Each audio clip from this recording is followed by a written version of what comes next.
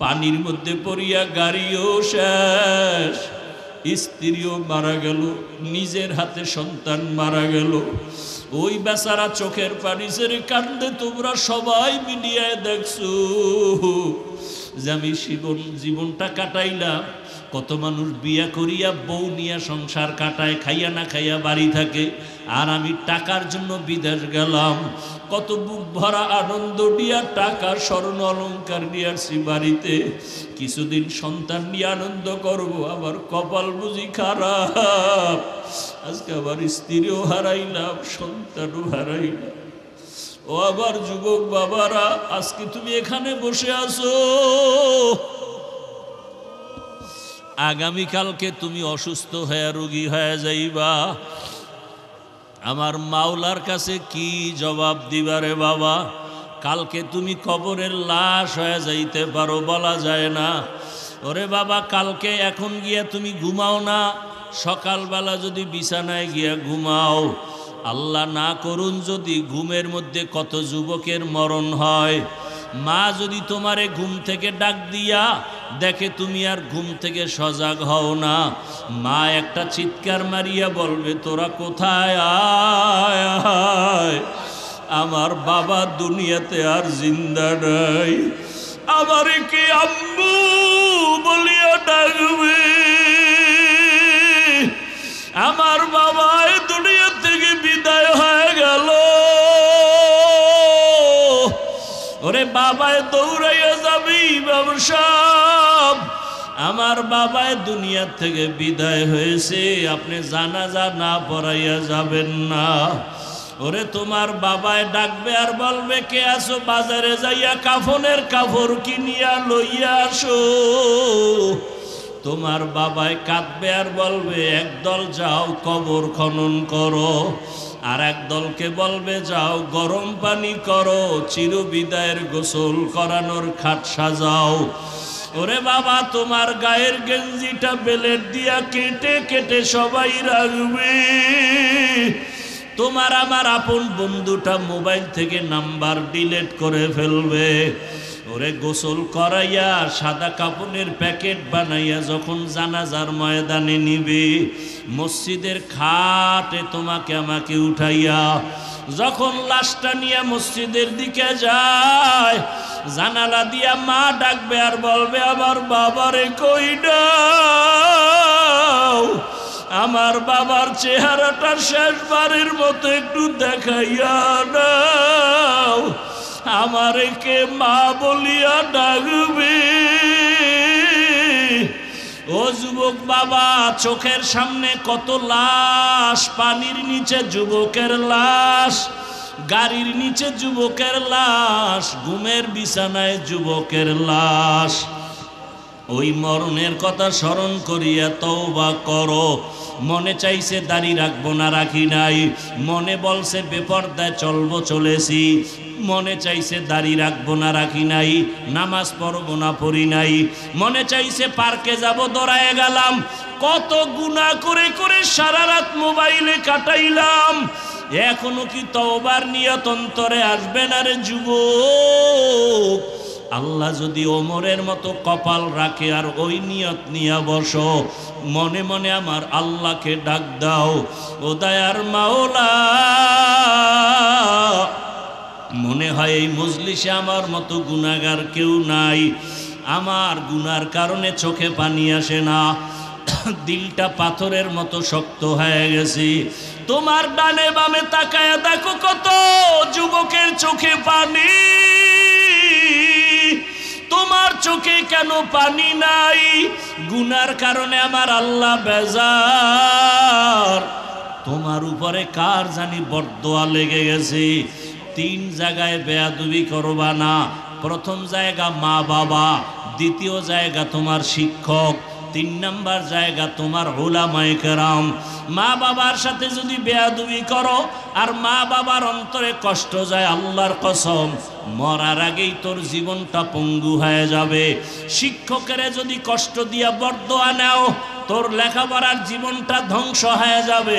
উলামায়ে কেরামের সাথে বেয়াদবি করে যদি বরদোয়া নিয়ে যাও, তোর চরিত্র জীবনে ভালো আর আশা করা যায় না। এখনো সময় আছে, আল্লাহকে বলতে থাকো, আল্লাহ মা বাবার সাথে বেয়াদবি করব না, শিক্ষকের সাথে বেয়াদবি করব না, ওলামায়ে কেরামের দোয়া পরামর্শ নিয়া নবীজির আদর্শ মতো জীবন চালাবো। ও আল্লাহর বান্দারা, জানি না এই ময়দানে কত যুবক মায়ের সাথে খারাপ আচরণ করছো, মা গোপনে কান্না করেছে।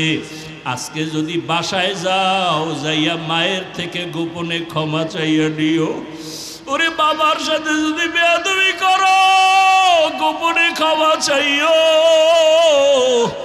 বাসায় গিয়া মাকে যদি বলো, মা আজকে ওয়াজের প্যান্ডেলে দেখলাম কত যুবকের চোখে পানি,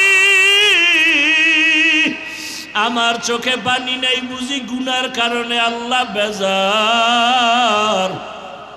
তুমি মায়েরে কত গালি দিয়েছি, মাঝে মাঝে বাজে কথা বলছি, মা তুমি বড় কষ্ট পাইছো, আমি ওয়াদা করে আসছি ওয়াজের ময়দানে আর বেয়াদবি করব না। মা তুমি আমার মাথায় হাত দিয়া দোয়া করিয়া দাও। এই কথা যদি বলতে পারো বাবা, দেখবা সাথে সাথে মায়ের চোখেও পানি চলে আসবে। মা ডাক দিয়া বলবে, বাবা আয় আয়। মাথায় হাত দিয়া দোয়া করি আর বলবে, আরশে আজিমের মালিক, আমার কলিজার সন্তানটারে তুমি কবুল করিয়া নাও। ওই মা বাবার দোয়া কবুল হয়ে যাবে, তোমার কপাল খুলিয়া যাবে। ও আমার যুবক বাবারা, পায়ে হাত দিলে কি আর নামাজ ছাড়বা না বলো? তোমাদের পাও ধরলে কি বলবা আর নামাজ ছাড়বা না? তোমাদের পায়ে হাত রাখলে কি বলবা আর দাড়ি কাটবা না? ওরে যতই চালাকি করো, আমার নবীর আদর্শ ছাড়া নাজাতের পথ নাই। যতই চালাকি করো, আমার আল্লাহকে বেজার করলে নাজাতের পথ নাই। আল্লাহর আদালতে দাঁড়াইয়া হিসাব দেওয়ার ভয় নিয়া চোখের পানি ছেড়ে তওবা করো। কিছু কিছু যুবকের চেহারা দেখলে, ব্যবহার দেখলে মনে চায় আমার রুমাল দিয়া পাও দুইটা মুছাইয়া দেই।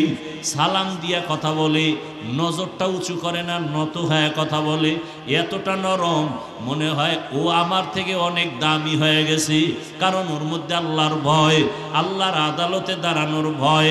এলাকায় একজন বড় আল্লাহওয়ালা আসছেন, হঠাৎ এলাকার মানুষ, ওই যে আগে জৈনপুরের হুজুরের আসতো, আর আপনাদের পার্শ্বের নোয়াখালী মুন্সি বলতো, আমার আব্বা দাদায় বলতো, আরে আমরা দিন পাইছি কিছু কিছু, কোরআন শিখছি, আউজুবিল্লাহ শিখছি নোয়াখালী মুন্সির কাছে। সারা দেশে ঘুরা ঘুরা নোয়াখালী মুন্সিরা যাইতো।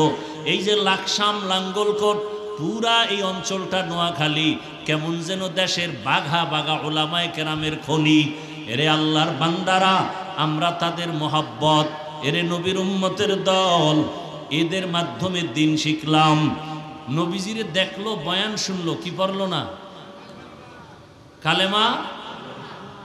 আর অন্যদিকে 27 বছরের যুবক রসুলকে জবাই করার জন্য তরবারি নিয়ে দৌড়ায়, নবীজিকে দেখা মাত্র তরবারি ফালায় কালেমা পড়ে ফেলল। কয় বছরের যুবক? নাম কি? এর নাম কি? কফাল। এর নাম কফাল। 13 বছর বয়ান শুনছে, কালেমা নাই, আর জবাই করতে গিয়া রসুলকে কালেমাওয়ালা হয়ে গেছে। বাড়ির থেকে অনেকে মাহিনী মাদ্রাসার নাম করা ওয়াজ হবে বাৎসরিক আসছে, ঠিক, কপাল খারাপ, প্যান্ডেলে ঢুকতে পারে নাই। এরা কোথায়? ওই দোকানপাট আছে কিছু, বেলুনের দোকান, মাছের দোকান, ওখানে গেলে মহিলা যুবতী সব আছে, খাওন আছে, চোখের শীতলতা আছে, মানে ওরা ঘুরে আর তাজা তাজা কবিরা গুনাহ করে।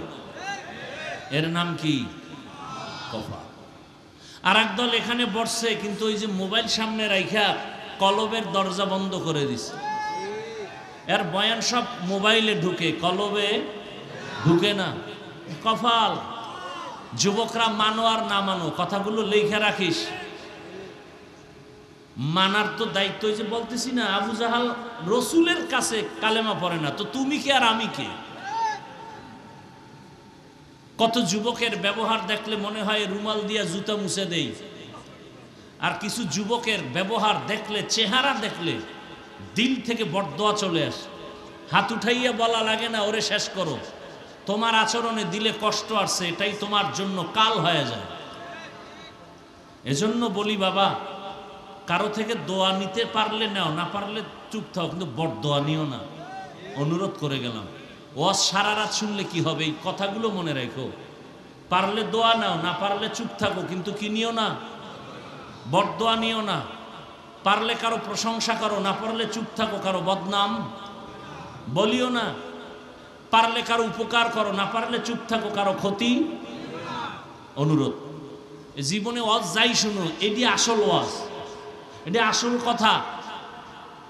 পারলে দোয়া নাও, না পারলে দরকার নাই, কিন্তু বরদোয়া নিও না। এতগুলো মানুষ, আমি প্রায় মাহফিলে বলি, এতগুলো মানুষ এ জায়গায় বসার জন্য দুনিয়ার টাকাওয়ালারা যদি চাইতো, তাহলে মানুষগুলোকে আসার জন্য ফ্রি গাড়ি দিতে হতো, বসার জন্য ভিআইপি চেয়ার, ফাঁকে ফাঁকে নাস্তা, এরপরে নিয়ন্ত্রণের জন্য কত পুলিশ, কত প্রশাসন। অথচ এই গরমে পৃথিবীর নিকৃষ্টতম বিছানা, কাদাবালুর মধ্যে এই মানুষগুলো পায়ে হেঁটে বা গাড়ি ভাড়া দিয়া নিজে আসছেন। খানার চিন্তা নাই, ঘুমের চিন্তা নাই। এতগুলো মানুষের নিয়ন্ত্রণ করার জন্য একজন পুলিশ নাই, প্রশাসন নাই। এটা কিভাবে সম্ভব? আমার রসুলের আদর্শের কারণে সম্ভব। কিন্তু কপাল খারাপ, সে রসুলকে চিনলাম না। যদি চিনতি, তাহলে আমার রসুলের আদর্শ জবাই করতে কেমন?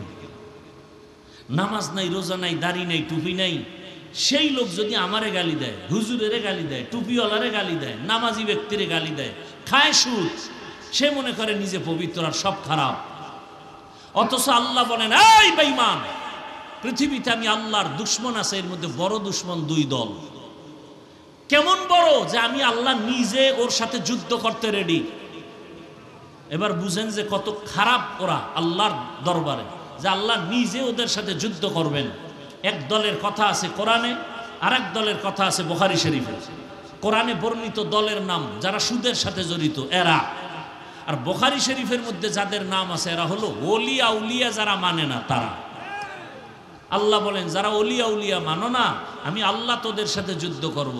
এজন্যই তো সারা দেশে আমি চিৎকার করে বলি, এ জমিনে যারা ওলি মানে না, আউলিয়া মানে না, ওরা কোরআন মানে না, বুখারী শরীফ মানে না, ওরা ভণ্ড। ওদের যারা ভণ্ড বলে না, তারাও ভণ্ড। আমার কথার কাউন্টার দেওয়ার কলিজা থাকলে আসো। আল্লাহর কসম, যারা ওলিয়া উলিয়া মানে না, এরা কোরআন মানে না, হাদিস মানে না, বুখারী শরীফ মানে না, এরা ভণ্ড, বাতিল। এদের যারা বাতিল, ভণ্ড বলবে না, স্বীকার করবে না, তারাও বাতিল। আল্লাহ আমাকে হেদায়েত দান করুন, আল্লাহ আপনাদেরকে হেদায়েত দান করুন। রসুলের উপরে হাজারো লাখ কোটি দরুদ ও সালাম একবার পড়ি, সাল্লাল্লাহু আলাইহি ওয়া আলিহি ওয়াসাল্লাম। কি ওয়া আলিহি? সাল্লাল্লাহু আলাইহি ওয়া আলিহি ওয়াসাল্লাম। পড়েন, সাল্লাল্লাহু আলাইহি ওয়া আলিহি ওয়াসাল্লাম। জীবনে মানুষ বড় হতে চায়, লাভ চায়। এই দুনিয়া এবং আখেরাতে বড় হওয়ার তাবিজের নাম দরুদ শরীফ। বলে গেলাম, পারলে আমল করেন, না পারলে নাই। বলার দায়িত্ব আমার, মানবেন কিনা সে দায়িত্ব আপনার। হেদায়েতের মালিক আমি না, একমাত্র কে? রসুলের হাতে নাই। ইন্নাকা লা তাহদি মান আহবাবতা ওয়ালাকিন্নাল্লাহা ইয়াহদি মান ইয়াশা। নবী, আপনি কাউকে ভালোবাসলেই সে কালেমা পড়বে, বিষয়টা এমন না। আমি চাইলে হবে, আপনি চাইলে হবে না। আমি আল্লাহ যদি চাই হবে, আপনি চাইলে। এ কারণে আবু জাহাল কালেমা পড়ে নাই, 13 বছর দেখলো, বয়ান শুনলো। আর ওমরের মতো গোলাম আপনাকে জবাই করতে আসিয়া কালেমাওয়ালা হয়ে গেল। ওমরের আল্লাহ এমন পাওয়ার দান করেছেন, যেই ওমরের নামটা এখনো শুনলে সবার শরীরটা কেমন যেন একটা গরম ভাব, ভয় ভয় ভাব। ওমরের নাম শুনলে এখনো ভয় লাগে। ওমর নাম বড় ভয়ঙ্কর। সমাজে যাদের নাম ওমরে ফারুক তারা কেমন যেন একটু গরম ভাবের হয়। যাদের নাম আবু বকর তাদের কেমন যেন একটু নরম নরম ভাব, ঠিক নি? এমনকি কেউ যদি ঘুমের সময় ডান হাতের শাহাদাত আঙ্গুল দিয়া ঘুমের সময় বুকের মধ্যে ওমরের নাম লেখে, আইন মিম র, তার ঘুমের মধ্যে কখনো স্বপ্ন দোষ হবে না। মোবাইলে আকাম করলে আর 1000 বার ওমরের নাম লেখলে কি হইব? Diarrhoea ছুটবো, diarrhoea. আল্লাহ হেদায়াত দান করুন। ওলামায়ে কেরাম আপনাদের সামনে কোরআন সুন্নাহ ভিত্তিক আলোচনা করেছেন, আপনারা ধৈর্যের সাথে শুনেছেন। আল্লাহ ওলামায়ে কেরামদের কথাগুলো সহি তরিকায় আমাদের আমল করার তৌফিক দান করেন। ওলামায়ে কেরামের ইজ্জতকে আল্লাহ বেশি বেশি বাড়ায় দেন।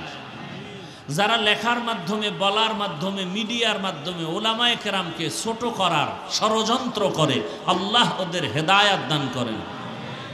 আল্লাহ ওদের হেদায়াত দান করেন। আল্লাহ ওদের হেদায়াত দান করেন। হেদায়াত না থাকলে আল্লাহ ওদেরকে ধ্বংস করে দেন। এ কথা কেন বললাম? কিয়ামত পর্যন্ত আর রসুল কালেমার দাওয়াত দিতে আসবেন না। নাকি আপনাদের এই এলাকায় আসবেন? সাহাবায়ে কেরাম আসবেন, আইম্মায়ে কেরাম আসবেন, বড় বড় আউলিয়ায়ে কেরাম যারা চলে গেছেন আসবেন। কিয়ামত পর্যন্ত এই জাতিকে দুনিয়ার মুক্তির পথ দেখাবে, শান্তির পথ দেখাবে, জান্নাতের পথ দেখাবে একমাত্র উলামায়ে আহলে হক। কারা দেখাবেন? উলামায়ে কেরাম বলবেন না, কি বলবেন? উলামায়ে। কারণ উলামাদের মধ্যে আরেকটা বাহিনী আছে, রসুল বলছেন এরা আহলে বাতিল। এরা কি? আহলে বাতিল। ব্যবহার করবে আলেম, সার্টিফিকেট দেখাবে, কিন্তু বাতিল। খুব কঠিন হালাত। এজন্য আবু হুরায়রা রাদিয়াল্লাহু তাআলা আনহু থেকে একটি সহিহ হাদিস, কিয়ামতের দিন সবার আগে 3 ব্যক্তি জাহান্নামে যাবে। সবার আগে কয়জন? এর মধ্যে একজন আলেম, আর একজন শহীদ গলা কাটা, আর একজন টাকা পয়সা দান করনেওয়ালা দানবীর। কোন শহীদ, কোন আলেম, কোন দানবীর? ব্যাখ্যা সাপেক্ষ। আল্লাহ আমাদের বুঝার, আমল করার তৌফিক দান করেন। এজন্য দোয়া করলাম আল্লাহ উলামায়ে কেরামের ইজ্জতকে বাড়ায় দেন। বর্তমান দুনিয়াতে উলামায়ে কেরামকে কুলুষিত করার এক আন্তর্জাতিক ষড়যন্ত্র চলতেছে। কেন? আমি হাফিজুর রহমানকে যদি আপনার অন্তরে ঘৃণা লাগে, তখন আপনি আর আমার বয়ান শুনবেন না, আমার পেছনে আপনি নামাজ আদায় করবেন না। এইভাবে যদি আলেমদের প্রতি ঘৃণা এসে যায়, তাহলে ইসলাম বন্ধ করো, বয়ান বন্ধ করো বলতে হবে না। মানুষ ঘৃণার কারণে আসবে না, বয়ানও চলবে না। এজন্য আলেমদের প্রতি ঘৃণা জমানোর জন্য একটা চক্রান্ত চলতেছে। এই দোষ, সেই দোষ। এই যে দেখেন না, ওয়াজের প্যান্ডেলে অনেক নেতারা বক্তব্য দেয়, এই বলে কি হুজুরের ওয়াজ শুনলে হবে না, আমল করতে হবে। তখন আপনারা যদি আবার দাঁড়ায় বলতেন, স্যার আপনি যে হুজুরের বয়ান আমল করতে বললেন, আপনার দাড়ি কই? আপনি আজকে ফজর পড়ছেননি? চরম শিক্ষা পাওয়া যেত যে না, আগে আমার আমল করা লাগবে। যাক, আপনারা বলেন না, ভালো কথা। হেদায়েতের মালিক বলতেছি তো আল্লাহ, কাউকে হেদায়েত না দিলে আর কি করার? মসজিদের মধ্যে দাঁড়ায় ভোট চাইতে পারবো, ইমাম সাহেব রাজনীতি করলেই চাকরি নরবর। হ্যাঁ, মসজিদে কোনো রাজনীতি চলবে না। তা মসজিদে ভোট চায় কেন? নাকি আপনাদের এদিকে নাই?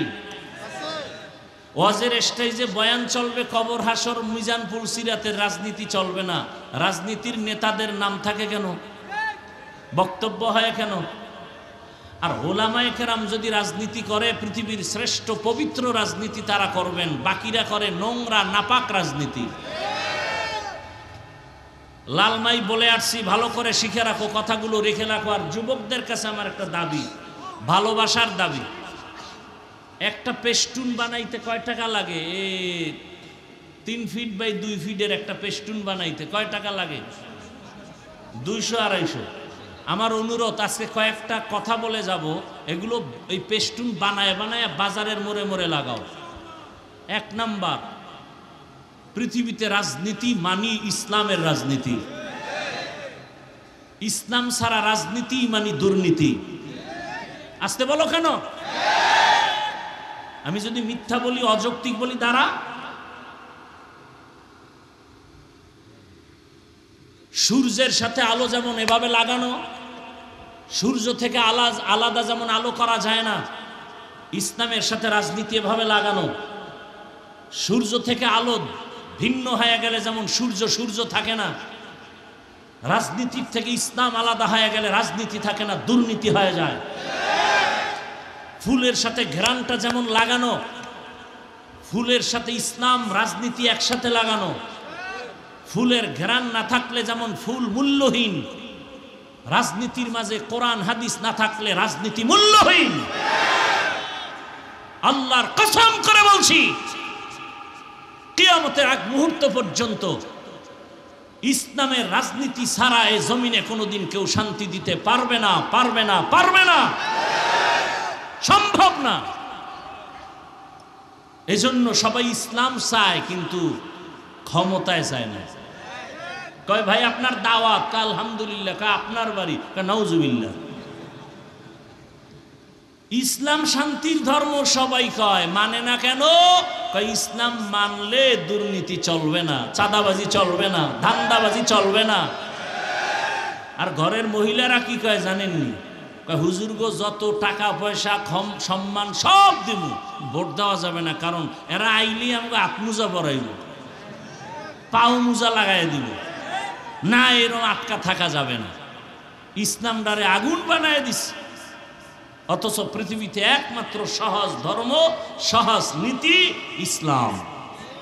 শান্তি ইসলাম ছাড়া কোথাও নাই।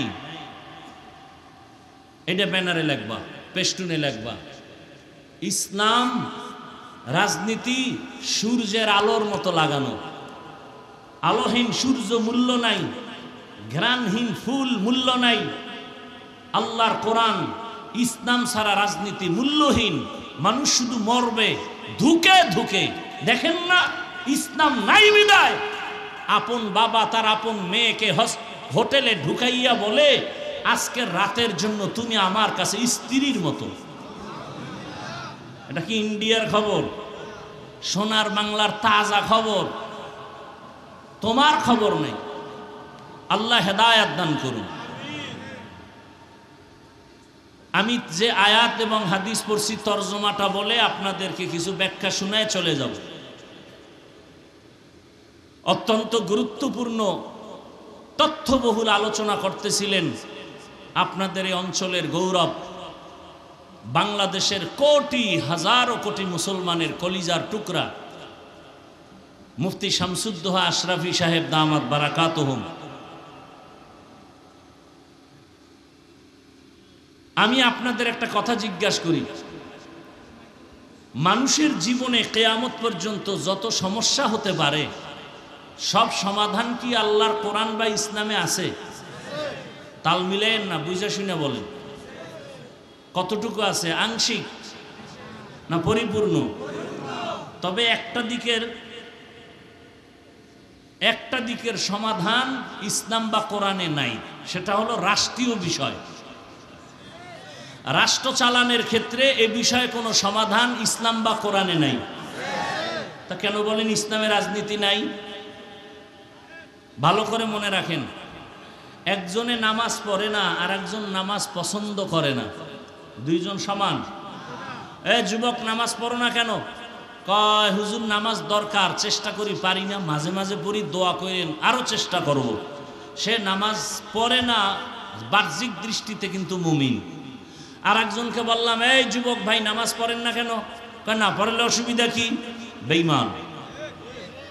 যে নামাজ পড়ে না মুমিন, যে নামাজ পছন্দ করে না বেঈমান, যে দাড়ি রাখে না মুমিন, যে দাড়ি পছন্দ করে না বেঈমান, যে পর্দা করে না মুমিন, যে পর্দার বিধানকে পছন্দ করে না বেঈমান, যে ইসলামের রাজনীতি করে না মুমিন।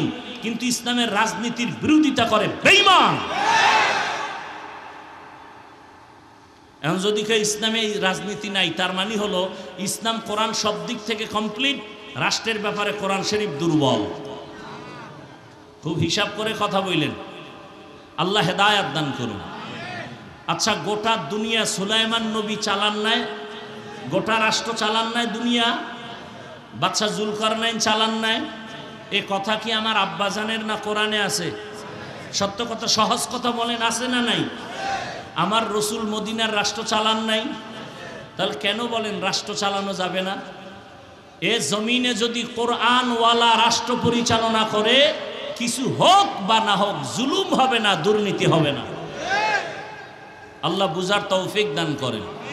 আরো জোরে বলেন আল্লাহুম্মা আমিন।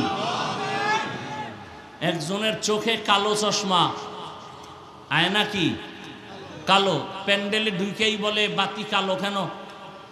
এই সব মানুষের বলবে এরা কালো কেন?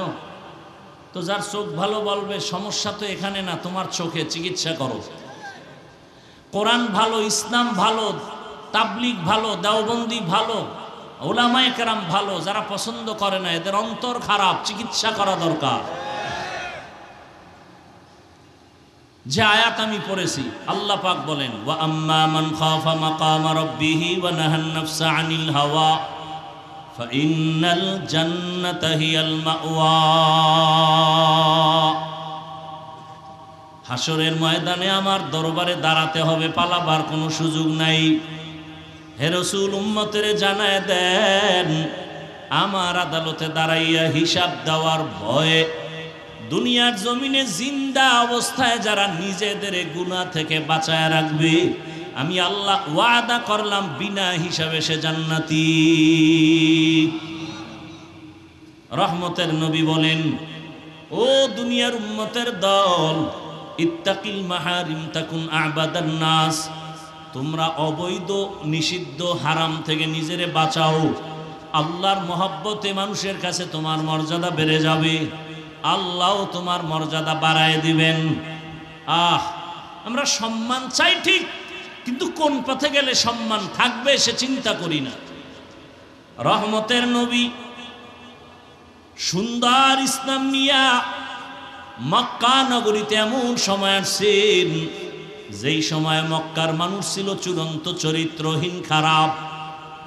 নারী আর পুরুষ উলঙ্গ হইয়া বাইতুল্লাহর মতো ঘর, এরা নারী আর পুরুষ একসাথে উলঙ্গ ভাবে তাওয়াফ করে। কত খারাপ মক্কার মানুষ। কন্যা হলেই তারা কষ্ট পায়, কন্যা সন্তান আসা মাত্র অনেক বাবা তার নিজের কন্যাকে গলা টিপে মেরে ফেলে। কত খারাপ ওই মক্কার মানুষ। রহমতের নবী আদর্শ যখন পাইল, মক্কার এই খারাপ মানুষগুলো রাসূলের আদর্শ গ্রহণ করিয়া এতটা দামি হয়ে গেছেন, আল্লাহ জিব্রাইলকে পাঠায় বলে, যাও লিস্টি দিয়া দিলাম, এর মধ্যে যাদের নাম আছে রাসূল যেন ঘোষণা করে দেন এই লিস্টির মানুষগুলো বিনা হিসাবে জান্নাতি। রাসূলের আদর্শ শুরুতেই বলছিলাম, এত মানুষ এভাবে বসে আছে কেমনে সম্ভব? দুনিয়ার টাকায় সম্ভব না, বাহাদুরিতে সম্ভব না, ১৫০০ বছর আগের রাসূলের আদর্শের কারণে সম্ভব। খানারও চিন্তা নাই, ঘুমেরও চিন্তা নাই, আল্লাহর মোহাব্বতে আপনারা বসছেন। আল্লাহর কাছে দোয়া করি, আল্লাহ হেদায়েতের দৌলত আমাদের দান করেন। ওলামায়ে কেরামের বিরোধিতা করবেন।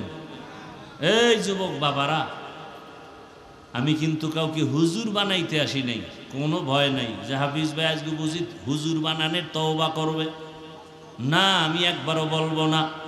আমি এখন কোনো ওয়াজে বলি না তাবলিগে যাও, আমার ওয়াজে কখনো বলি না কওমি মাদ্রাসায় যাও, আমার মতো টুপি লাগাও, আমার মতো দাড়িওয়ালা হও, আমার মতো পীরের কাছে গিয়া মুরিদ হয়ে যাও, একবারও বলি না, আজও বলবো না।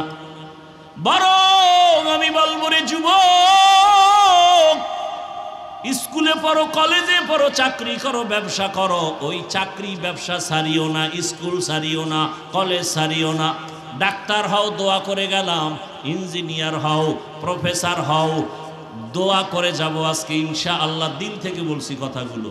ডাক্তার হও, প্রফেসর হও, ইঞ্জিনিয়ার হও, এসপি হও, ওসি হও, ডিসি হও, এমপি হও, মন্ত্রী হও, তবে একটা দাবি করে যাব শেষ বেলায়, বেয়াদব হইও না। ডাক্তার হইও, কি হইও না? ডাক্তার হইয়া যদি বেয়াদব হও তো তাসলিমার মতো জুতা খাইয়া দেশ ছাড়তে হবে। তাসলিমা নাসরিন এমবিবিএস ডাক্তার, লাঙ্গল কোটের না, মোটামুটি নামি, দামি তো নাই। নামি আর দামি ব্যবধান আছে না নাই? নামি ডাক্তার, কিন্তু আজকে কপাল এত খারাপ যে মরলে লাশটাও এদেশে আর আসার সম্ভাবনা নাই। কেমন চান কপাল! আল্লাহ হেদায়াত দান করুন। যুবক, ডাক্তার হইও, বেয়াদব হইও না। ইঞ্জিনিয়ার হও, বেয়াদব হইও না। প্রফেসর হও, বেয়াদব হইও না। এমপি মন্ত্রী হও, ওসি ডিসি এসপি হও, বেয়াদব হইও না। প্রশ্ন তোমার অন্তরে, বেয়াদব হব না কথার ব্যাখ্যা কি? সুযোগ থাকলে একটু পরে বলতেছি। আপনারা বয়ান শেষ করতে বললে বলেন, আমি মোনাজাত দিয়ে চলে যাই। আমি গিয়ে আবার সাহারি খেতে হবে। আল্লাহ, উঠা বসা করেন কেন? এই ব্যারাম কেন? আপনার কপাল এত ভালো কেন যে নিজেও বয়ান শুনেন না, কাউকে শুনতেও দেন না? আপনার জীবনটা কি এভাবেই যাবে মানুষের ক্ষতি করতে করতে? নবীজি বলেন, দুনিয়াতে ভালো মানুষকে জানো? খায়রুন নাস মান ইয়ানফাউন নাস।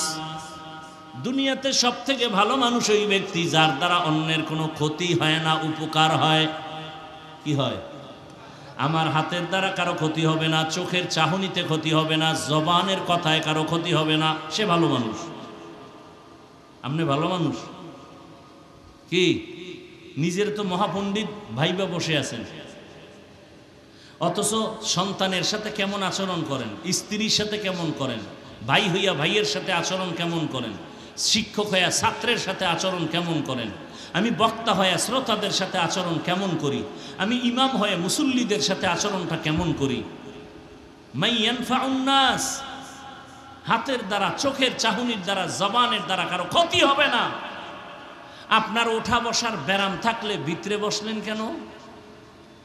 আপনি বাইরে বসতেন, ফাঁকে গিয়া বিড়িও টানতে পারতেন, আবার আইসা বয়ান শুনতে পারতেন। ভিতরে ঢুকে ডিস্টার্ব করেন কেন? এমন চান কপাল আপনার কেন? কার অভিশাপ লাগছে আপনার কপালে?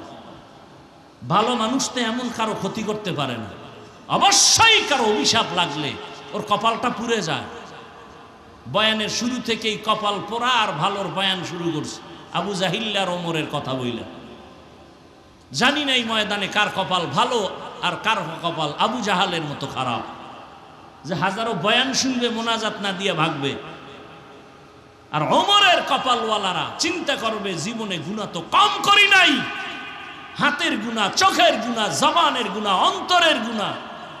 আমার ব্যবহারে আমার মা কষ্ট পায়, মা কষ্ট পায় আমার ব্যবহারে, আমার বাপ আমার উপরে বেজার, আমার শিক্ষক আমার উপরে বেজার, আমার আচরণ এত খারাপ যে আমার উপরে আলেমরা অখুশি, আমার উপরে গ্রামের মানুষ অখুশি, আমার বন্ধু অন্তরে কষ্ট, আমি এত খারাপ।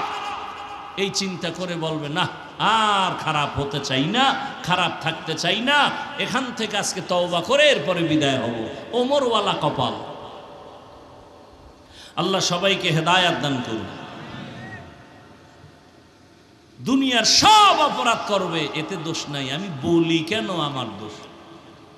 ওই যে মসজিদের জন্য সবাইরে দোয়া করে গেলাম, সবাই মাদ্রাসায় টাকা দিয়েন, মসজিদে টাকা দিয়েন, পরে শুনি কমিটির লোক উঠাইয়া খাইয়া টাকা পয়সা তুষ বানায় ফেলাইছে।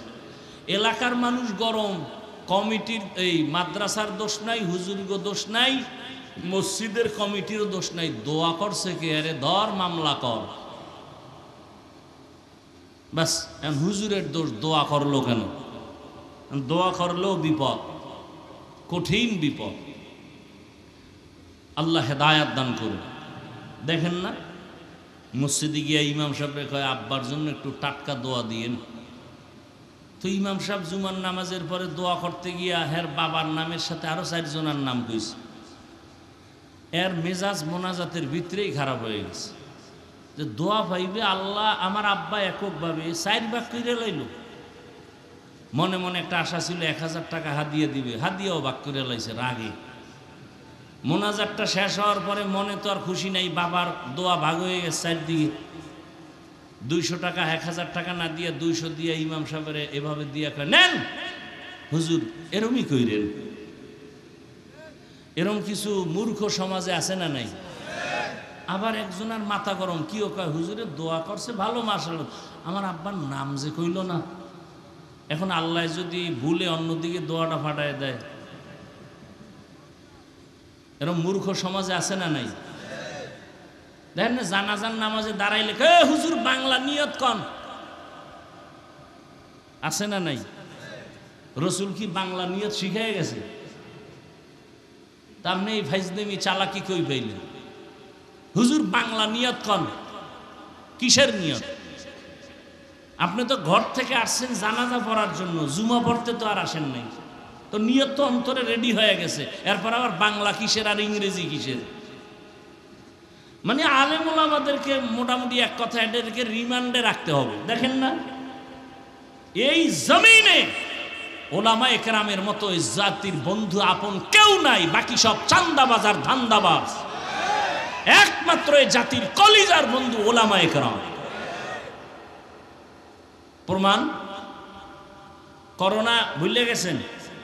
কথা বলেন না কেন?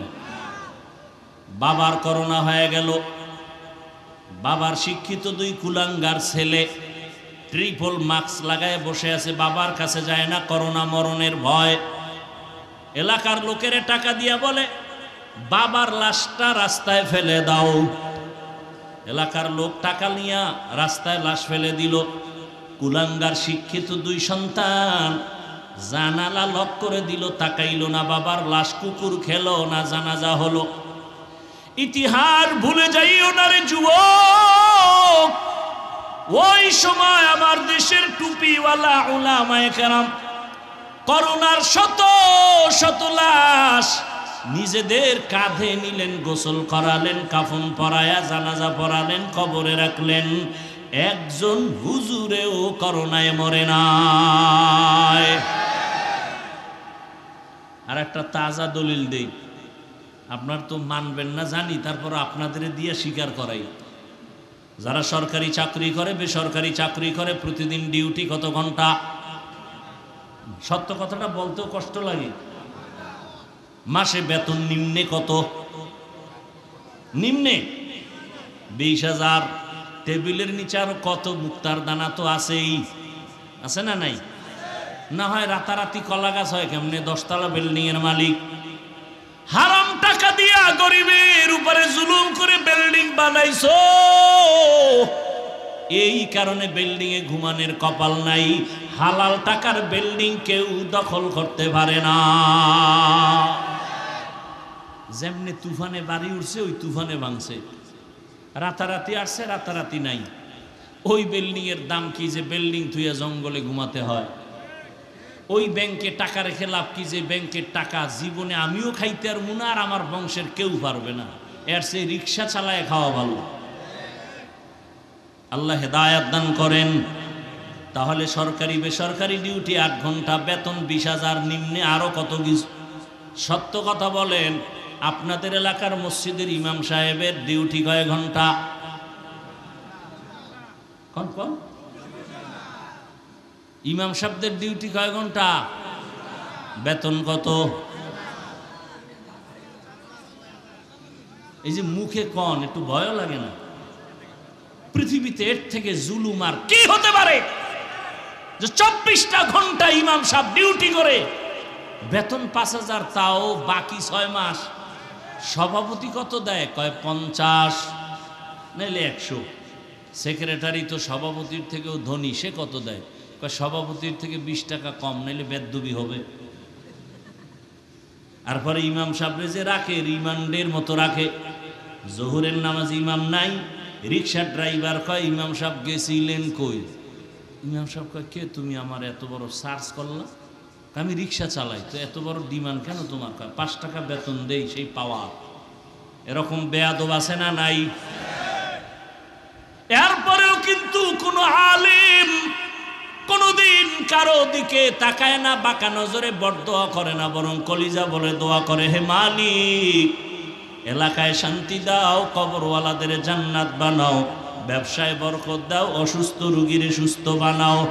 এরপরও যারা আলেম ওলামারে পছন্দ করে না, ওকে আমার আল্লাহও পছন্দ করে না।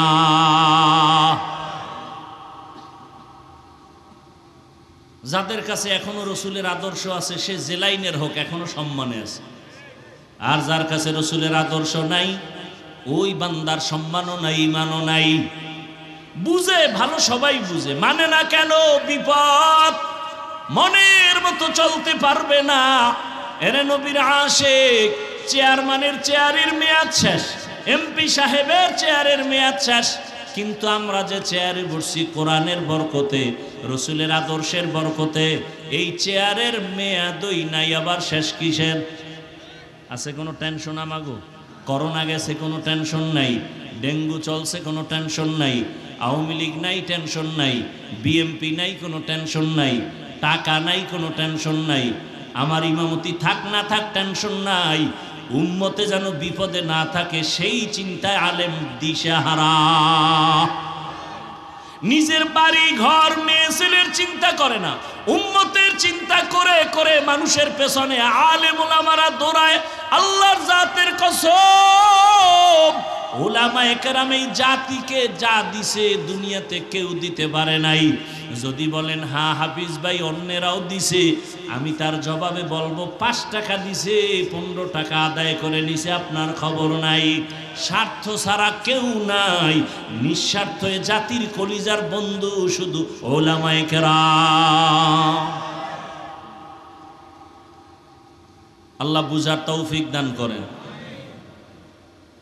এত ঠিক ঠিক কইতেছে, সব ঠিক, কিন্তু ভোটের আগের রাত্রে টাকার বস্তা খাইয়া টাইট হয়ে যাবে, ঠিক নি? এও বলে ঠিক, সব ঠিক। হ্যাঁ, বড় কঠিন হালাত। দেখেন না, এখন সবাই কয় আরে বাংলাদেশের ইতিহাসে একটা সুযোগ আইছে, এই সুযোগে যদি আল্লাহ আল্লাহ করে একটু ভালো রাস্তা খুলে দেয়। কিন্তু কোটি কোটি কোটি টাকা বরাদ্দ করে ব্যয় করা হচ্ছে বাংলাদেশের আলেম যেন এক জায়গায় আসতে না পারে। কোটি কোটি টাকা ব্যয় করা হচ্ছে আলেমকে আলাদা রাখার জন্য। কোটি কোটি টাকা ব্যয় করা হচ্ছে। আমি সেদিন এক মাহফিলে বলেছি, যাদের নিয়ে টেনশন করেছিলাম যে এরা এক হবে কিনা, আলহামদুলিল্লাহ আজকে তারা এক জায়গায়। আর যাদের নিয়ে কোনো টেনশন করি নাই, তাদের নিয়ে এখন টেনশন বেড়ে গেছে, এখন দোয়াও বাড়াইয়া দিতে হইতেছে। এরপরও কাম হয় কিনা আল্লাহই ভালো জানে। বাংলাদেশ মুসলমানের দেশ, মাদ্রাসার অভাব নাই, আলেমের অভাব নাই, মসজিদের অভাব নাই, তাবলীগের অভাব নাই, পীর মুরিদির অভাব নাই। এরপরও এত ঝামেলা কেন? একমাত্র কারণ আমাদের উলামায়ে কেরামের অনৈক্য। আর এই দোষ আপনাকে অর্ধেক। আলেমরা যে এক হয় নাই, আপনাদের দোষ কত? 50%। কেন? যারা আমার ভক্ত, এরা আমারে ফেসবুকে লিখতে লিখতে একেবারে আরশে আজিমে উড়ায়, আর আমার লাইনের বাইরে যারা এগো সিজ্জিনের তলে নিয়ে যায়। আছে না নাই? আলেমের ব্যাপারে আপনাদের কোনো মন্তব্য করা জায়েজ নাই। আলেম যদি কিছু ভুল করে, উলামায়ে কেরাম যারা মুকুট রাহবার আকাবির, এরা সমাধান করবে। আপনি কি? ইমাম সাহেব ভুল করলে আপনি নামাজে নাই, চায়ের দোকানে বয়ে মাইকের আওয়াজ শুনছেন ইমামের আলহামদুর মধ্যে ভুল, আপনি জানালা দিয়ে যদি কোন ইমাম সাহেব ঠিক করে পড়েন, আর একজনকে কিও তুমি কি করলা? লোকমা দিলা। এটা লোকমা না বেয়াদবি? বেয়াদবি। ওলামায়ে কেরাম যদি ভুল করে, আপনার বিরোধিতা করার, কোনো মন্তব্য করার কোনো অধিকার নাই। আপনি যদি কোন লোকমা দিয়েছি, চরম বেয়াদবি আপনার। ঊর্ধ্বতন উলামায়ে কেরাম এটার সমাধান নেবেন, সমাধান করবেন। এই জন্য কেউ কারো পক্ষ বিপক্ষ এটা না কইরা এমন কাজ করেন যে উলামায়ে কেরাম এক হয়।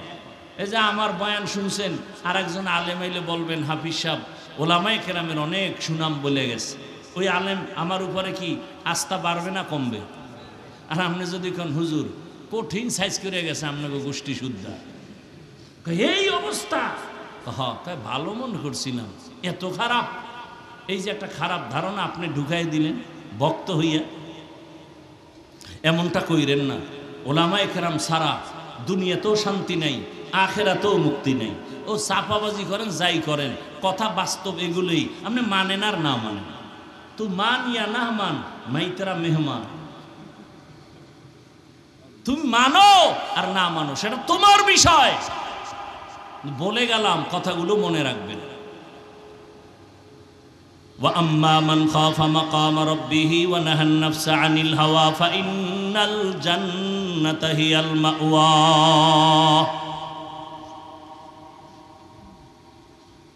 আখিরাতের ময়দানে আল্লাহর আদালতে দাঁড়াইয়া অন্তরে ভয় ঢুকাইয়া গুনাহ ছাড়ো। জীবনে গুনাহ কম করো না রে যুবক বাবা। আজকে আমি তোমারে অনুরোধ করে বলছি, আজ তুমি দুনিয়ার লাইনে সব জ্ঞান অর্জন করেছো, কিন্তু নামাজটা ঠিক মতো তুমি পড়তে পারো না রে বাবা। আজকে তুমি স্কুলে পড়ো, কলেজে পড়ো, তোমার সাথে আমার কোনো বিরোধ নাই। ঢাকা কলেজে গিয়া দেখো, বহু ছেলেরা কলেজে ক্লাস করে, মাথায় পাগড়ি, বড় জামা, বড় দাড়ি, মনে হয় বড় মসজিদের খতিব, অথচ আরবি পড়তে পারে না। এটা কেমন করে সম্ভব? উলামায়ে কেরামের নেক সোহবতে সম্ভব। এই দেশে DC, SP, OC, RAB, army, police, BDR 5 ওয়াক্ত নামাজি নাই? তাহলে খারাপ বলবো কেন তাদেরকে? কয়েকদিন আগে এক আর্মির একটা যুবক ছেলে এসে দোয়া চায় আর বলে, হুজুর আর্মির চাকরি ছেড়ে দিলাম। আমি বললাম কেন? এই সময় তো আর্মির বড় মূল্য বাংলাদেশে। ছাড়লা কেন? বলে আমাকে বারবার বলে দাড়ি ফালাও, দাড়ি কাটো। শেষ পর্যায়ে আমি বলছি, স্যার আমি চাকরি ছেড়ে দিতে রাজি, দাড়ি ছাড়তে রাজি নাই। চাকরি ছেড়ে দিলাম। এখন বললাম কি দোয়া চাও?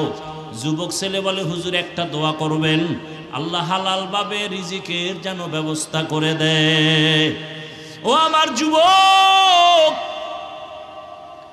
যতই বাহাদুরি করো চোখের সামনে তোমাদের এই নোয়াখালীর ঘটনা ভুলিয়া গেছো। আমি বাইতুল্লাহর সফরে, আমি তো ফেসবুক চালাই না রে বাবা। ওই সেদিন এক জায়গায় গেছি, বড় এক জায়গায় ঢাকার শহরে গিয়া ঢুকার পরে কয়, হুজুর আমরা আপনার ভক্ত। ভালো, দেখা হয় না, দূরের থেকে শুনছি। এখন ওই এক জায়গায় বসি চুপচাপ, এই লোক আর আমি আর কেউ নেই। তা আমি বসে বসে পানির একটা বোতল নিয়ে পানি পান করি। কয় হুজুর কোনো মাইন্ড করবেন না, একটা কথা বলি। আমি কি? আপনার ফেসবুক আইডিটা যদি আমাকে বলতেন তা আমি একটু অ্যাড হয়ে যাইতাম। আমি বললাম আমি জীবনে আমি ফেসবুক চালাই না। ও কপালে হাত দিয়ে কয়, হুজুর কি বলেন? ফেসবুক ছাড়া এই দুনিয়াতে চলা সম্ভব? আমি বললাম আমার মোবাইলে ইউটিউবও নাই, আমি ডিলিট করে ফেলেছি। কারণ মাঝে মাঝে দুই একটা ওয়াজ দেখতে গেলে দেখা যায় মেয়েদের অ্যাড আসে, বাদ দিয়ে দিলাম। হুজুর এটা কেমন কথা? ফেসবুক ছাড়া কি এই দুনিয়ায় চলা যায়নি? আমি দেখি, আমি বললাম দেখি আমার আল্লাহ আমারে কি করে। তুমি তো মিডিয়া ছাড়া চলতে পারো না, তুমি তো ফেসবুক ছাড়া চলতে পারো না, দেখি আমার মাওলা আমারে কেমনে চালায়। সবাই ছবি তোলার জন্য পাগল, আর আমি একা খালি বিরোধিতাই করতেছি। এত বক্তারা বয়ান করে, কেউ মোবাইলের বিরুদ্ধে বলে না। আর আমি এত বলি কেন? আমি মাঝে মাঝে বলি আসলে আমি মানুষ হতে পারি নাই। যদি মানুষ হইতে পারতাম তো আপনাদের সাথে কেন তাল মিলাইতে পারি না? আমি কেন বলি না আমার ছবিটা সুন্দর করে উঠাও? বরং আমার ছবি যারা তুলতে দাঁড়ায় আমি ওদিকে নজর না দিয়া বাঁকা দিকে তাকাই আর জিব্বা ঠোঁট নাড়ায় শুধু আস্তাগফিরুল্লাহ পড়ি। কারণ দুনিয়ার সব ওলামায়ে কেরাম একমত, সরকারের প্রয়োজন ছাড়া, শরীয়তের ওজর ছাড়া যে কোনো কারণে এমনেই ছবি তোলা কবিরা গুনাহ হারাম। কত মানুষ তুলে, আপনারে ধমক দেই, যারে ধমক দিতে পারি না তারে কি করব? আরে আমার লাইনের হুজুর গই তো ফিরাইতে পারি না। বাথরুম থেকে বের হইয়াও দেখি মোবাইলের ক্যামেরা রেডি। কি আর ছবি তুলি? আমি কিন্তু ভিতরে আইলি না কেন? বাথরুম দিয়ে বাইর হয়েছি, হ্যাঁ নো মোবাইল নিয়ে খাড়াই রয়েছে ছবি তোলার জন্য। আল্লাহ আমাকে হেদায়াত দান করেন। আসলে আমি মানুষ হইতে পারি নাই। এই বক্তা হওয়া অনেক সহজ, পীর হওয়া সহজ, ডাক্তার হওয়া সহজ, ইঞ্জিনিয়ার হওয়া সহজ, মুফতি মুহাদ্দিস হওয়া সহজ, মানুষ হওয়া বড় কঠিন। আসলে মানুষ হতে পারি নাই। আরে আপনারা জানেন আমি কত বড় হুজুর, কত ভালো বক্তা, অথচ আমি চোখ দুইটা বন্ধ করে দেখি আমার জবান আমার গুনার কারণে নাপাক। আমার জবানে কত গীবত, কত মিথ্যা, কত গালি। আমার হাত গুনার কারণে নাপাক।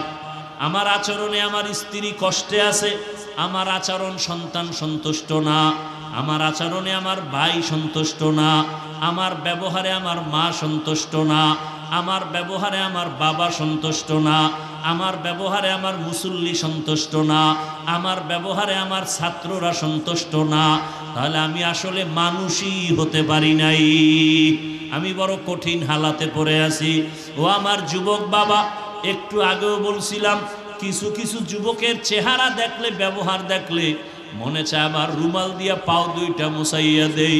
সালাম দিয়া কথা বলে, নজরটা উঁচু করে না, নত হয়ে কথা বলে, এতটা নরম মনে হয় ও আমার থেকে অনেক দামি হয়ে গেছে। কারণ ওর মধ্যে আল্লাহর ভয়, আল্লাহর আদালতে দাঁড়ানোর ভয়। এলাকায় একজন বড় আল্লাহওয়ালা আসছেন, হঠাৎ এলাকার মানুষ, ওই যে আগে জৈনপুরের হুজুরের আসতো, আর আপনাদের পার্শ্বের নোয়াখালী মুন্সি বলতো, আমার আব্বা দাদায় বলতো, আরে আমরা দিন পাইছি কিছু কিছু, কোরআন শিখছি, আউজুবিল্লাহ শিখছি নোয়াখালী মুন্সির কাছে। সারা দেশে ঘুরে ঘুরে নোয়াখালী মুন্সিরা যাইতো। এই যে লাকসাম, লাঙ্গলকোট, পুরা এই অঞ্চলটা নোয়াখালী কেমন যেন দেশের বাঘা বাঘা ওলামায়ে কেরামের খনি। এরে আল্লাহর বান্দারা, আমরা তাদের মহাব্বত, এরে নবীর উম্মতের দল, এদের মাধ্যমে দিন শিখলাম। এই কয়েকদিন আগে দেখো নাই, বিদেশ থেকে টাকার বস্তা নিয়ে আসছে, গাড়ির মধ্যে সন্তান, গাড়ির মধ্যে স্ত্রী, বাড়ি পর্যন্ত মাওলায় নেয় নাই। পানির মধ্যে পড়িয়া গাড়িও শেষ, স্ত্রীও মারা গেল, নিজের হাতে সন্তান মারা গেল। ওই বেচারা চোখের পানি ছেড়ে কান্দে। তোমরা সবাই মিডিয়ায় দেখছো যে আমি জীবনটা কাটাইলাম। কত মানুষ বিয়া করিয়া বউ নিয়ে সংসার কাটায়, খাইয়া না খাইয়া বাড়ি থাকে, আর আমি টাকার জন্য বিদেশ গেলাম। কত বুক ভরা আনন্দ নিয়ে টাকা স্বর্ণ অলঙ্কার নিয়ে আসছি বাড়িতে, কিছুদিন সন্তান নিয়ে আনন্দ করব, আবার কপাল বুঝি খারাপ, আজকে আবার স্ত্রীও হারাইলাম, সন্তানও হারাইলাম। ও আবার যুবক বাবারা, আজকে তুমি এখানে বসে আছো, আগামীকালকে তুমি অসুস্থ হয়ে রোগী হয়ে যাইবা। আমার মাওলার কাছে কি জবাব দিবারে বাবা? কালকে তুমি কবরের লাশ হয়ে যাইতে পারো, বলা যায় না। ওরে বাবা, কালকে এখন গিয়া তুমি ঘুমাও না, সকালবেলা যদি বিছানায় গিয়া ঘুমাও, আল্লাহ না করুন যদি ঘুমের মধ্যে কত যুবকের মরণ হয়। মা যদি তোমারে ঘুম থেকে ডাক দিয়া দেখে তুমি আর ঘুম থেকে সজাগ হও না, মা একটা চিৎকার মারিয়া বলবে, তোরা কোথায়? আয় আয়, আমার বাবা দুনিয়াতে আর জিন্দা নাই, আমারে কি আম্মু বলিয়া ডাকবে? আমার বাবা এই দুনিয়া থেকে বিদায় হয়ে গেল। ওরে বাবায় দৌড়াইয়া যাবি ব্যবসা, আমার বাবায় দুনিয়া থেকে বিদায় হয়েছে, আপনি জানাজা না পড়াইয়া যাবেন না।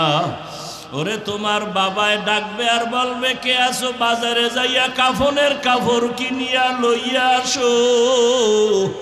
তোমার বাবায় কাঁদবে আর বলবে, একদল যাও কবর খনন করো, আর এক দলকে বলবে যাও গরম পানি করো, চিরবিদায়ের গোসল করানোর খাট সাজাও। ওরে বাবা, তোমার গায়ের গেঞ্জিটা বেলেট দিয়া কেটে কেটে সবাই রাখবে। তোমার আমার আপন বন্ধুটা মোবাইল থেকে নাম্বার ডিলিট করে ফেলবে। ওরে গোসল করাইয়া সাদা কাপড়ের প্যাকেট বানাইয়া যখন জানাজার ময়দানে নিবে, মসজিদের খাটে তোমাকে আমাকে উঠাইয়া যখন লাশটা নিয়ে মসজিদের দিকে যায়, জানালা দিয়া মা ডাকবে আর বলবে, আমার বাবারে কই দাও, আমার বাবার চেহারাটা শেষবারের মতো একটু দেখাইয়া দাও, আমারে কে মা বলিয়া ডাকবে। ও যুবক বাবা, চোখের সামনে কত লাশ, পানির নিচে যুবকের লাশ, গাড়ির নিচে যুবকের লাশ, ঘুমের বিছানায় যুবকের লাশ। ওই মরণের কথা স্মরণ করিয়া তওবা করো। স্কুলে পড়ো, কলেজে পড়ো, চাকরি করো, ব্যবসা করো, তোমার মতো কত যুবক ব্যবসা করে নামাজ ছাড়ে না, বলো বাবা তুমি কেন পারো না? তোমার মতো কত যুবক স্কুল কলেজে পড়ে নামাজ ছাড়ে না, বলো তুমি কেন পারো না? তোমার মতো কত যুবক দেখো র্যাব, আর্মি, পুলিশ, বিডিআরের চাকরি করে নামাজ পড়ে, তুমি কেন পারো না? তোমার মতো কত যুবক রাস্তায় গাড়ি চালায় নামাজ ছাড়ে না, বলো তুমি কেন পারো না? তোমার মতো কত যুবক সন্তান দেখো নদীর মধ্যে মাছ ধরে নামাজ পড়ে, ময়দানে কৃষি কাজ করে নামাজ পড়ে, তুমি কেন পারো না রে বাবা? তোমার মতো যুবক দেখো চাকরি করে, ব্যবসা করে, নামাজের সময় মসজিদে যায়, তুমি কেন পারবা না রে বাবা? কয়দিন আর বাঁচবা, হায়াতের গ্যারান্টি কত? ও পর্দার আড়ালের মা বোনেরা, আপনার মতো কত মা কত বোন এখনো আছে নামাজ পড়ে, স্বামীর মাল হেফাজত করে, মোবাইলে সময় নষ্ট করে না, বেপরদায় চলে না। আম্মা জানের আপনারা কেন পারেন না? এখনো কি তৈরি হবেন না? মরণের আগে এখনো সময় আছে, তওবা করেন। আমার আল্লাহকে ডাইকা মনে মনে বলেন, হে আল্লাহ, জীবনে তো কত বেপরদায় আড্ডা দিলাম, মনে চাইছে দাড়ি রাখবো না, রাখি নাই, মনে বলছে বেপরদায় চলবো, চলেছি, মনে চাইছে দাড়ি রাখবো না, রাখি নাই, নামাজ পড়বো না, পড়ি নাই, মনে চাইছে পার্কে যাব, দৌড়ায় গেলাম, কত গুনাহ করে করে সারা রাত মোবাইলে কাটাইলাম। এখনো কি তওবার নিয়ত অন্তরে আসবে না রে যুবক? আল্লাহ যদি ওমরের মতো কপাল রাখে আর ওই নিয়ত নিয়ে বসো, মনে মনে আমার আল্লাহকে ডাক দাও, ও দয়ার মাওলা, মনে হয় এই মজলিসে আমার মতো গুনাহগার কেউ নাই, আমার গুনার কারণে চোখে পানি আসে না, দিলটা পাথরের মতো শক্ত হয়ে গেছে। তোমার ডানে বামে তাকায়া দেখো কত যুবকের চোখে পানি, তোমার চোখে কেন পানি নাই? গুনার কারণে আমার আল্লাহ বেজার। তোমার উপরে কার জানি বরদোয়া লেগে গেছে। একটু আগে বলেছিলাম বাবা, ডাক্তার হও, ইঞ্জিনিয়ার হও, প্রফেসর হও, এমপি, মন্ত্রী, ওসি, ডিসি, এসপি হও, বেয়াদব হইও না। এর ব্যাখ্যা হলো 3 জায়গায় বেয়াদবি করবা না। প্রথম জায়গা মা বাবা, দ্বিতীয় জায়গা তোমার শিক্ষক, 3 নাম্বার জায়গা তোমার উলামায়ে কেরাম। মা বাবার সাথে যদি বেয়াদবি করো আর মা বাবার অন্তরে কষ্ট যায়, আল্লাহর কসম মরার আগেই তোর জীবনটা পঙ্গু হয়ে যাবে। শিক্ষকের যদি কষ্ট দিয়া বরদোয়া নাও, তোর লেখাপড়ার জীবনটা ধ্বংস হয়ে যাবে। উলামায়ে কেরামের সাথে বেয়াদবি করে যদি বরদোয়া নিয়ে যাও, তোর চরিত্র জীবনে ভালো আর আশা করা যায় না। এখনো সময় আছে, আল্লাহকে বলতে থাকো, আল্লাহ মা বাবার সাথে বেয়াদবি করব না, শিক্ষকের সাথে বেয়াদবি করব না, উলামায়ে কেরামের দোয়া পরামর্শ নিয়া নবীজির আদর্শ মতো জীবন চালাবো। ও আল্লাহর বান্দারা, জানি না এই ময়দানে কত যুবক মায়ের সাথে খারাপ আচরণ করছো, মা গোপনে কান্না করেছে। আজকে যদি বাসায় যাও, যাইয়া মায়ের থেকে গোপনে ক্ষমা চাইয়া দিও। ওরে বাবার সাথে যদি বেয়াদবি করো, গোপনে ক্ষমা চাইও। বাসায় গিয়া মাকে যদি বলো, মা আজকে ওয়াজের প্যান্ডেলে দেখলাম কত যুবকের চোখে পানি, আমার চোখে পানি নেই বুঝি গুনার কারণে আল্লাহ বেজার। তুমি মায়েরে কত গালি দিয়েছি, মাঝে মাঝে বাজে কথা বলছি, মা তুমি বড় কষ্ট পাইছো, আমি ওয়াদা করে আসছি ওয়াজের ময়দানে আর বেয়াদবি করব না। মা তুমি আমার মাথায় হাত দিয়া দোয়া করিয়া দাও। এই কথা যদি বলতে পারো বাবা, দেখবা সাথে সাথে মায়ের চোখেও পানি চলে আসবে। মা ডাক দিয়া বলবে বাবা আয় আয়, মাথায় হাত দিয়া দোয়া করি আর বলবে আরশে আজিমের মালিক আমার কলিজার সন্তানটারে তুমি কবুল করিয়া নাও। ওই মা বাবার দোয়া কবুল হয়ে যাবে, তোমার কপাল খুলিয়া যাবে। ও আমার যুবক বাবারা, পায়ে হাত দিলে কি আর নামাজ ছাড়বা না বলো? তোমাদের পাও ধরলে কি বলবা আর নামাজ ছাড়বা না? তোমাদের পায়ে হাত রাখলে কি বলবা আর দাড়ি কাটবা না? ওরে যতই চালাকি করো, আমার নবীর আদর্শ ছাড়া নাজাতের পথ নাই। যতই চালাকি করো, আমার আল্লাহকে বেজার করলে নাজাতের পথ নাই। আল্লাহর আদালতে দাঁড়াইয়া হিসাব দেওয়ার ভয় নিয়া চোখের পানি ছেড়ে তওবা করো। মরিয়া গেল আর নামাজ ছাড়বা না, বেপরদায় চলবা না, মা বাবার সাথে বেয়াদবি করবা না, ওলামায়ে কেরাম শিক্ষকের দোয়া নিয়ে নবীর তরিকা মেনে চলবা। ও পর্দার আড়ালের মা বোনেরা, আল্লাহর কাছে খাঁটি অন্তরে তওবা করেন আর নামাজ ছাড়বেন না, বেপরদায় চলবেন না, স্বামীর মাল খেয়ানত করবেন না, সন্তানটাকে আদর্শ সন্তান বানাবেন। ডাক্তার হইয়াও যেন বেয়াদবিমূলক আচরণ না করে, ইঞ্জিনিয়ার হলেও যেন আদর্শবান হয়, আচরণে যেন কেউ কষ্ট না পায়, প্রফেসর বানালেও যেন আদো বলা হয়, তার আচরণে যেন কেউ কষ্ট না পায়। তওবা করার মতো যদি অন্তর কারো তৈরি হয়, মুনাফিকি যদি অন্তরে না থাকে, খাঁটি তওবার নিয়ত যাদের আছে, দুটো হাত আমার আল্লাহকে দেখাইয়া দাও। আয় আল্লাহ, হাতগুলো কবুল করে নেন, তওবা কবুল করে নেন, তওবার উপরে মজবুত হইয়া চলার মতো তৌফিক দান করেন, আমিন। আলহামদুলিল্লাহি রাব্বিল আলামিন, ওয়াসসালাতু ওয়াসসালামু আলা সাইয়্যিদিল আমবিয়া ওয়াল মুরসালিন ওয়া আলা আলিহি ওয়া আসহাবিহি আজমাইন। ইয়া আরহামার রাহিমিন, ইয়া আরহামার রাহিমিন, ইয়া আরহামার রাহিমিন। রব্বিরহামহুমা কামা রব্বায়ানি সগীরা। আল্লাহুম্মা ইন্নাকা আফুউন কারীম তুহিব্বুল আফওয়া ফা'ফু আন্না।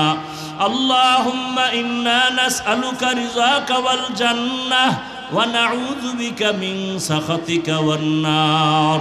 اللهم إنا نعوذ بك من البرص والجنون والجذام وسيء الأسقام. اللهم ارحمني بترك المعاصي، اللهم ارحمني بترك المعاصي، اللهم ارحمني بترك المعاصي. اللهم إنا نسألك علما نافعا ورزقا واسعا وشفاء من كل داء. ও দয়ার মালিক, এই ময়দানে কুদরতের নজর দিয়া দেখেন, ওলামায়ে কেরাম, মুরব্বী, হাজী সাহেব, ব্যবসায়ী, চাকরিজীবী, যুবক, ছাত্র বাবারা, পর্দার আড়ালের মা বোনেরা, আপনার দরওয়াজায় হাজির হয়েছি, তওবার নিয়ত করেছি। গুনার কারণে জীবনটা বড় নাপাক, তওবা করেছি আর গুনাহ করব না রে আল্লাহ। মা বাবার সাথে বেয়াদবি করব না, শিক্ষক ওলামায়ে কেরামের দোয়া নিয়ে নবীর আদর্শ মেনে চলবো। আয় আল্লাহ, নামাজ ছাড়বো না, দাড়ি কাটবো না, বেপরদায় চলবো না। মেহেরবানি করে আমাদের তওবা কবুল করে নেন, আমাদের গুনাহগুলো মাফ করে দেন। আয় আল্লাহ, মাহফিল কবুল করে নেন, মা বোনদের আবেদা পর্দাওয়ালা বানায় দেন, সন্তানগুলো নেককার বানায় দেন। আমার কলিজার যুবকদের 5 ওয়াক্ত নামাজি কোরআন পড়নেওয়ালা বানায়া দেন, দ্বীনের খাদেম বানায়া দেন, মোবাইলের গুনাহ থেকে হেফাজত করেন আল্লাহ, সারা দুনিয়াবাসীকে মাফ করে দেন। আয় আল্লাহ, প্রবাসে যারা আছে সবাইকে হেফাজত করেন, বাংলাদেশ শান্তির দেশ বানায়া দেন, জুলুম থেকে দেশকে হেফাজত করেন। আয় আল্লাহ, ইসলামের জন্য বাংলাদেশ কবুল করে নেন। আয় আল্লাহ, উলামায়ে কেরামের এখন এক বানায়া দেন, উম্মতের অন্তরে উলামায়ে কেরামের মোহাব্বত বাড়ায়া দেন। আয় আল্লাহ তাআলা, ইসলামের জন্য এই দেশকে আপনি কুদরতের দ্বারা কবুল করে নেন, দ্বীনের মোহাব্বত আমাদেরকে দান করেন। আয় আল্লাহ, মুখলিস দ্বীনের খাদেম হিসাবে কবুল করে নেন, মাদ্রাসা কবুল করে নেন, মসজিদ কবুল করে নেন, ওস্তাদ ছাত্র কমিটি মুহিব্বিন